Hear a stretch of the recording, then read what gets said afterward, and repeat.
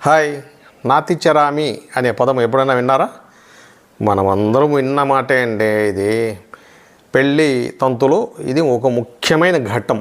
ఏమంటే పెళ్ళి తంతులో వేద మంత్రాల నడుమ అగ్నిసాక్షిగా వరుడు వధువు చేత బ్రాహ్మణుడు 3 సార్లు చెప్పించడం నాతిచరామి అని. దాని అర్థం ఏంటి అంటే, మీరు భార్యాభర్తలుగా మీ జీవిత పర్యంతము ఒకరిని ఒకరు విడిచి ఉండము అని వాళ్ళ చేత ప్రతిజ్ఞ చేయించడం.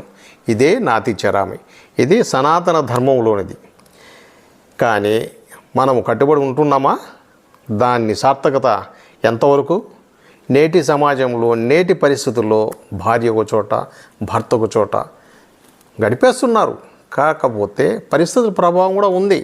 కానీ ముఖ్యంగా 60 సంవత్సరములు దాటిన పిదప రిటైర్డ్ ఉద్యోగులలో, ఆ జంటలలో మరీ ముఖ్యంగా ఇంట్లో రిటైర్ అయిపోయిన తర్వాత ఒట్టిపోయిన ఆవుతో గేదెతో సమానం కదా, అంతే కదా అంతే కదా.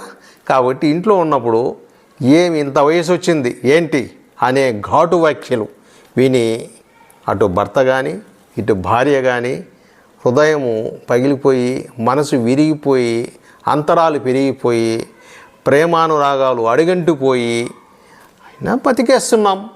ఇట్లాంటి సమాజంలో ఈ పరిస్థితుల్లో ఈ విధంగా భార్యకు చోట, భర్తకు చోట ఎక్కడెక్కడో ఉండినా ఆకర్షణ లేదు, ఆప్యాయతలు లేదు, అనురాగాలు లేవు, గడిపేస్తున్నారు. నాతిచరామి అని ఎంతవరకు మనం పాటిస్తున్నాము? దానికి కట్టుబడి ఉన్నామా? జంటలు ఎన్ని జంటలు అలా ఉన్నాయి? మీరున్నారా? నేనున్నానా? ఒక్కసారి మనం ప్రశ్నించుకోండి. మీరు కామెంట్ చేయండి. ఓకే, చేస్తారు కదా? ఓకే.